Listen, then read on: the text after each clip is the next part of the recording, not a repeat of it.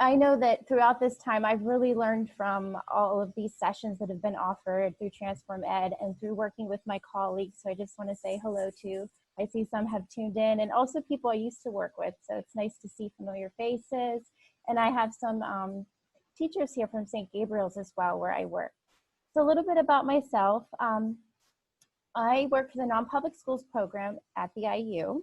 I started off my career as a special ed teacher for about 10 years, and then I became a member of the non-public schools program through the IU, and have been there for about 7 years. And I provide reading intervention and math intervention to students at St. Gabriel's School, which I love. And my colleagues and I work throughout the county in private schools offering those services.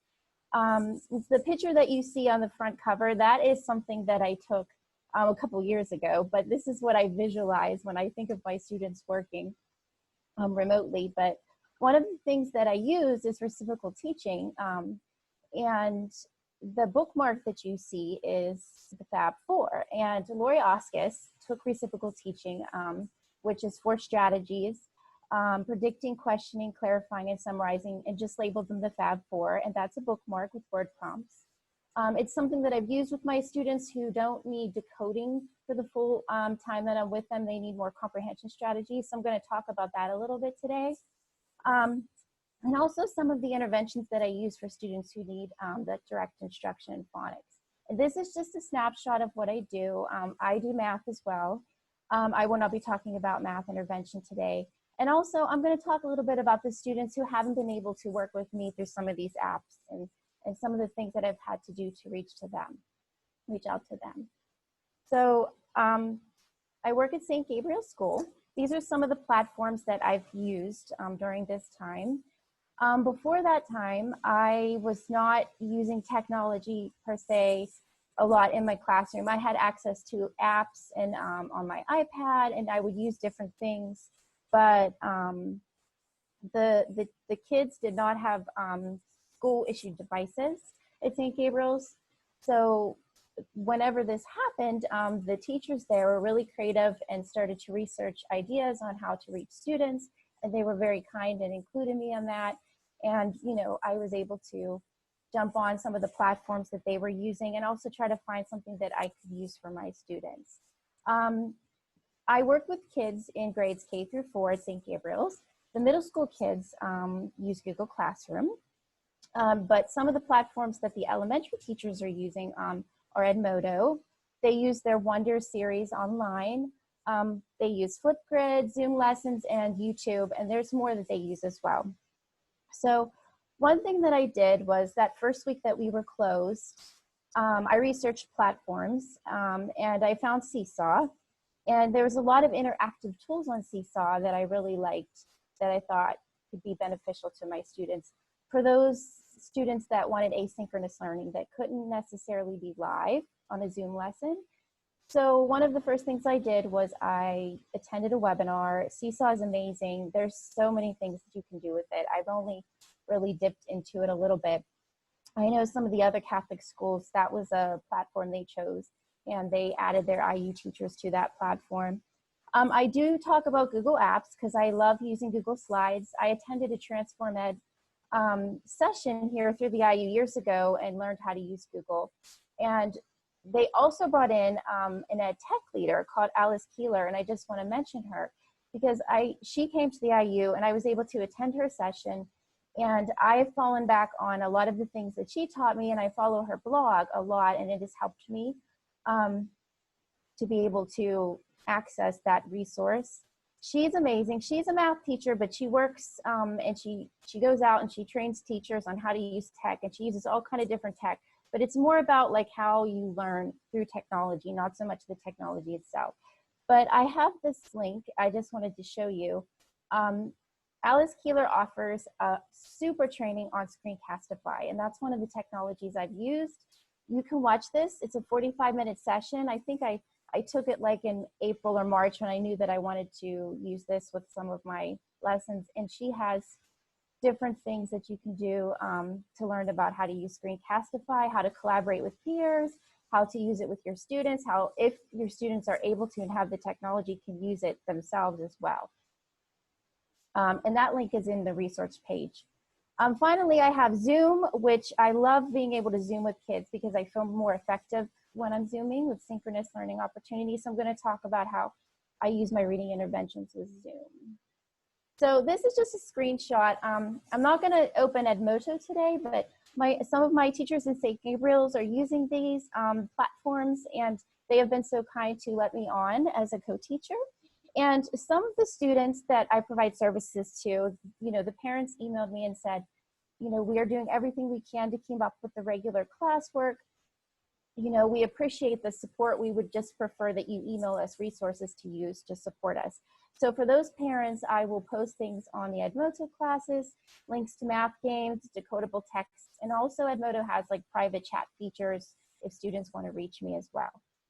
But the focus of today's presentation I focus on 3 interventions I've used with Zoom and on Seesaw: word building, the Sunday system, and reciprocal teaching, which I mentioned before, the Fab 4. And these are the technologies that I've used: Zoom sessions, Seesaw Classroom, Share Google Docs, Screencastify. I'm going to talk about RAS a little bit, and Nimbus Capture. I share Google Docs with links and emails because the elementary students are not using Google Classroom, or at least they weren't at the beginning of this. However, when I attended a staff meeting, it was told that we might be transitioning to Google Classroom if this were to, go on for next year. So I like using Google Apps because you can share them on Seesaw. They're resources that I can use during the regular school year, and I had already been using them, so I had some things already made. Before I go to that slide, I did want to share this. So if anybody uses Sunday, it's Orton Gillingham based. It's a multi-sensory reading program that helps students who need direct instruction, explicit instruction, phonics. My colleagues and I use this. We've been trained in this. I really like it. I think it's effective with students. They have, they put together some power packs for parents, actually, which are really nice that you can download. I know I'm providing services to a first grader, and I plan on sharing these with the parent. And they're shorter versions of the lesson that parents can do at home as well. So that's a nice resource to be able to share. If you want to learn more about reciprocal teaching, I first found Lori on IMSE. IMSE sells a product that's Orton Gillingham based. I've never been trained by their company. When I got my master's at Pitt, I took an Orton Gillingham class, but they have a website with really, really great journals. And I found her, and there's videos and resources on how to order her book and implement the Fab 4 in your classroom. We were able to do, instead of my formal observation, I had the opportunity to do a differentiated supervision project. And I chose to do the Fab 4 for 2 years. So I use these reading strategies with my 4th graders, and then I followed them into 5th grade. So I've worked with this a lot, and I'm able to use it. So during this time, I wanted to do things that weren't different, just that I had been doing, so I wouldn't be throwing anything new at the kids. And then finally, I have used RAS. My supervisors have provided us with accounts, and I really like this because I've used it differently throughout the years. If you can download an app and actually have the kids log in with their own code, during this time I didn't do that. I used to use this more, but there was all this research coming out about how technology, when you're reading online, I mean, it's not really the best for kids in terms of comprehension. And I remember, at first I was trying to get the kids on the iPads and reading on the iPads, but then all this research was coming out that was suggesting, maybe that's not the best way for kids to learn how to read. So in the classroom, I don't have them read on the iPads a lot, but it is a nice option because there's audio and there's ways to take notes. But for this time, I have accessed, and I know a lot of my colleagues do as well, they have decodable books on here that I use, with my word building lessons, and I love them because you can also download a PDF For some of the parents that have not accessed Seesaw and Zoom lessons, I can download these as PDFs and send them to parents. And one of my favorite things on here, and there's so much, and I'll just talk briefly about it, is they have, let's see here, they have these comprehension units that I love, and I've taken and adapted. So there's all kind of things, grades 1 through 5. And for example, I'm going to be talking about comparing and contrasting, not with first grade, but third grade today.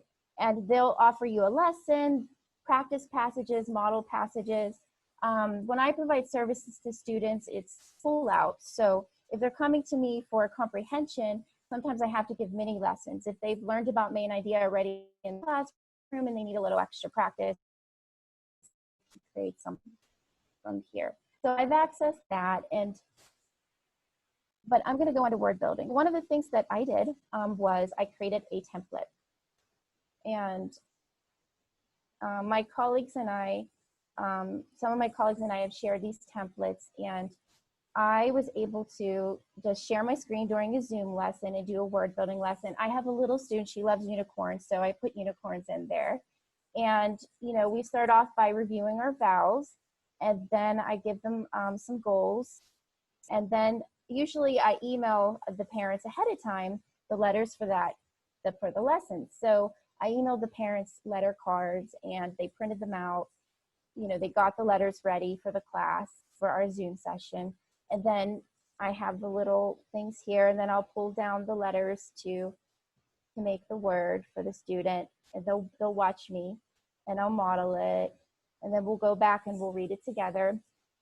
And then I'll ask them to get their letter cards, and then we will also build it together. They'll be building in front of me. It's worked out really well so far. I have a kindergartner, some kindergartners who have decided to do this with me, and I look forward to it every week. The slides are pretty easy to make. You can just, for the next sequence, I attended the Reading Achievement Center years ago through the IU, and I got a lot of word building resources, and I also got those at Pitt. So these were already in my Google Drive, and I'm able to just, you know, take a look at them, make a copy of my slides. And then, for example, I have, you know, I just keep making copies and then just changing like a few parts so that, you know, if we move ahead in the sequence, they're ready. But so then we just read words with each other after they build the words, and then they spell the words, we tap out the sounds, and then I link to a decodable text. So I'm able to do a word building lesson with them through Zoom. I've had students that could not or did not want to do Zoom. So that's when I use Screencastify, and I use the same template, and I inserted a video recording of myself giving the lesson. And at first when I did this, it was difficult because I didn't like seeing myself on screen, but I take inspiration from all of the, I don't know, ed tech leaders and ed leaders out there. They're always on there videoing themselves. And I thought, well, I want to offer this for my students. So I'll just play a little bit. And it's interesting because then I get to watch my face and how I make the blends and the sounds. And then I say, and then I think, did I make the schwa sound? But it's interesting, and it's a nice thing to offer kids.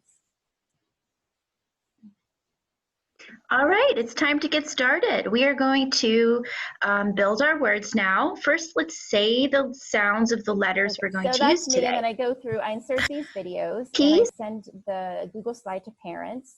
I usually do it through email. And it was tricky at first because I was using Screencastify, and I don't know if you can see my cursor, but over here is the little Chrome extension for Screencastify.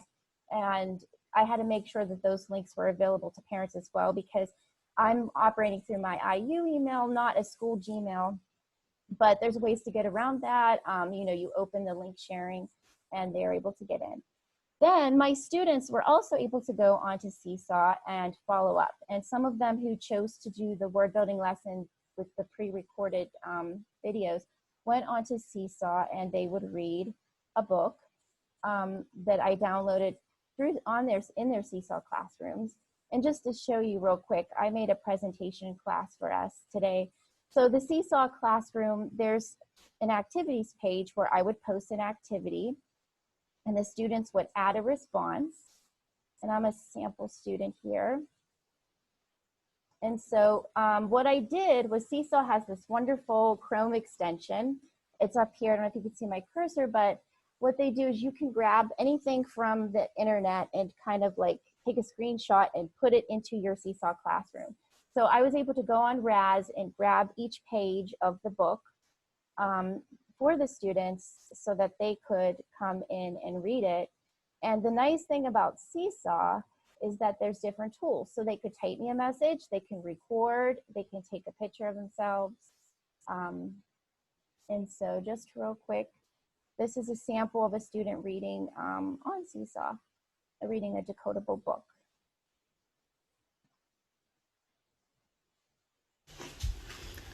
I am Pep. I am And then you would go on to the next page and read. And what's interesting about that is that one of the things that I wanted was technology that would let me hear what the students were doing. So for example, if they made an error with their short E sound when they were reading on Seesaw, I could, you know, for my next lesson, I'd make sure that I had short E practice. So that's why I liked being able to use Seesaw, because if I wasn't with them live, when they do work for me, I can hear what they're doing and I can hear the sounds that they need to work on.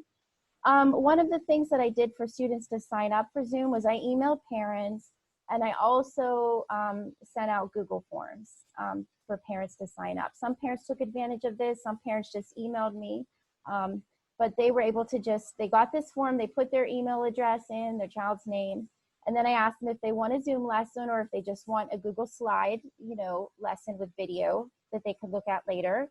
Some times to pick, and if they didn't work, you know, what times would they be available. So some parents signed up through Zoom.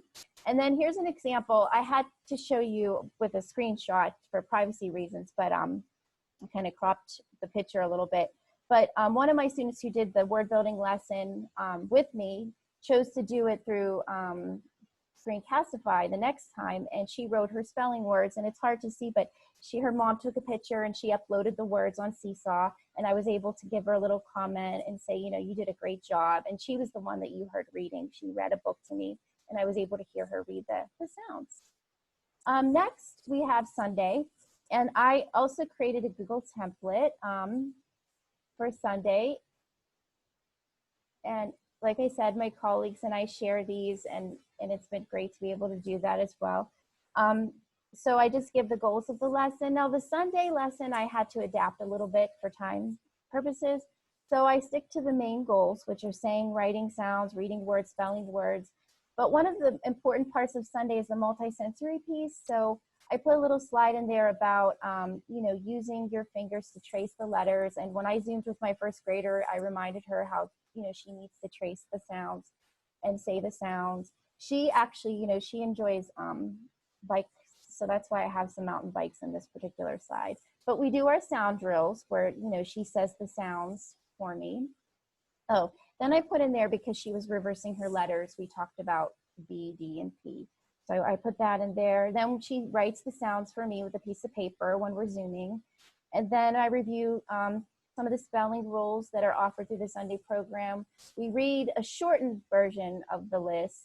We write and spell our words, read some sentences. We introduce new sounds if that's, you know, in the lesson.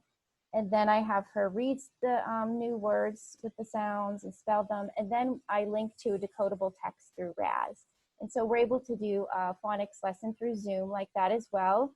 And also, I haven't had to do it, but you could also add Screencastify recordings to the Sunday lesson as well if students can't do a live session. So my fourth graders, I have a new fourth grader this year actually. He was transferred from another school. And most of my fourth graders have comprehension needs, but some of them have phonics needs. And there was a student, his dad reached out to me and said that he, you know, he was an essential worker. They were really busy, you know, just for me to email resources. They were unable to log in at this time for Seesaw and Zoom. So one of the nice things was I had done this, this lesson with him earlier, syllable types.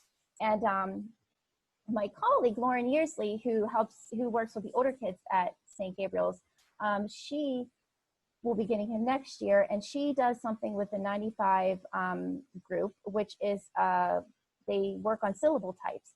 So she taught me some of the things that she learned at the beginning of the year, and I kind of adapted it with the Sunday 2 syllable types. So I made this lesson where the students come in, and we did this earlier this year, so I just kind of adapted it, and I shared the link to this Google Slide with this particular parent, and just to practice their closed and open syllables. And I used the hand signals or the things that I got from the 95 group. But this is an example of some syllable work that you can do. And in the Google Slides, I have, the directions of what to do on a separate piece of paper, divide the words. Also in Seesaw for phonics with fluency and some supplemental materials for Sunday, you can upload things and they can also read. I had a student read to me a poem. Trees, wonderful trees, waving in the breeze. Birds lay eggs and nest. Squirrels climb up. So you can hear mom in the background, and when she was going to the rest, I heard her say the long E sound. So that was another way for me to say, okay, we're going to practice our short E. So that's helpful too, to be able to hear. And then I put some short I practice on there for students. This was, I think, a follow-up to a word building lesson with short I.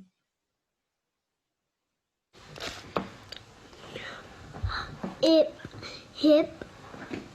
So it's nice to be able to hear them read. And then, let's see here.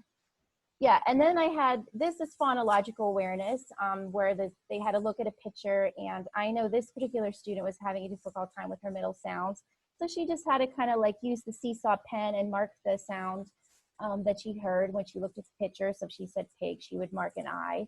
So there's all kind of things that you can do with Seesaw. It's endless. And they have Facebook pages where teachers do amazing things. I know my colleagues who use it make these amazing games and things. It's a lot of fun. Finally, reciprocal teaching is something I've used with my third graders. Yesterday, I actually Zoomed with the third grader, and we did this lesson. And it was reading nonfiction. I had video directions down here. Now, one of my students couldn't attend, so I emailed them on the link, and in here is my Screencastify explanation, which I won't play because I think we're running out of time. But I just had the lesson goals for her, and we talked about the Fab Four and how we can use it when we're reading. And then we talked about comparing and contrasting and what that means and what the clue words to look for. And one thing I had her do is I wanted her to read a comparing sentence. So we read this sentence together, both cars and bicycles have. And then I showed her, because I'm going to be emailing her follow-up Google Slides, how she could comment. So even though she's not on Google Classroom, she can use the comment box. So I modeled for her how she could use this if she wasn't with me during a live Zoom session. And we said, finish your sentence here. And I think she told me both cars and bicycles have wheels. And then I modeled for her how to finish the sentence. And then we went to, let's see here. We went to the next one, which was a contrasting sentence, and we finished that together. And then we previewed the text, and I asked her what she knows about rockets and airplanes and what she wonders. And then I typed her responses in here, and I told her that when she was doing this independently, she could also respond. It's a live document, so I can share it with the other student in her class so they could see each other's comments. Because reciprocal teaching is a discussion technique. It's meant to be used in a group. And I haven't had the opportunity to do that, and that's one of my goals for next year. And during this time, Lori Oscus has a website and social media accounts, and I had commented on something she shared, and she gave me her email, and I actually got to call and talk to her, and it was amazing because she's been one of my ed leaders and kind of a superstar for me. So I was able to talk to her, and we were just saying how going forward, how could we use this with students where they were able to get on and collaborate. And as a reading specialist, that would probably have me coming in and working with the classroom teachers. So real quick, I have a copy of the text we're going to read. The directions over here, I asked them to make a prediction in the comments box. Then I captured I captured the text with my Nimbus capture tool off of RAS, and these lessons come from RAS. And so I captured this, and I asked the students to use Fab4 to help them think about the text and write their comments in on the side. And then the last 3 paragraphs, I give the directions. I ask them to make their comments about how they're thinking about the text on the side. Then I make sure that they're using all 4 of them. And then there's a little follow-up activity. So I did that. And then on Seesaw, one of the things that I've done is Charlotte's Web activity, because 2nd grade is currently reading Charlotte's Web. And so I'm helping my student, we're Zooming and we're reading together using the Fab4. I put main idea ideas on there to learn about main idea. And one of my favorite things was my students, one of my students uploaded pictures of books they got over Easter, and I asked her if she wanted to use that for a lesson in Seesaw. And so one of the things I learned was I attended a Nita Archer webinar on the I do, we do, you do, and I created these really long Seesaw lessons, and it was overwhelming for students. So I realized I needed to make them shorter. And so for the book she chose, I bought the book on Google Play, and then I designed a Seesaw lesson, and I just focused on one strategy. This was the book she chose, and this is on Seesaw. Thought the pregnant mare would have a baby. I thought that Lucky and the pals would help. So she was able to make a prediction, and then I put on there in her Seesaw classroom. I asked her to, when she was reading, ask a question. I modeled. I said, "This is a question I might ask," and then she would ask her question, and then I did that for clarifying.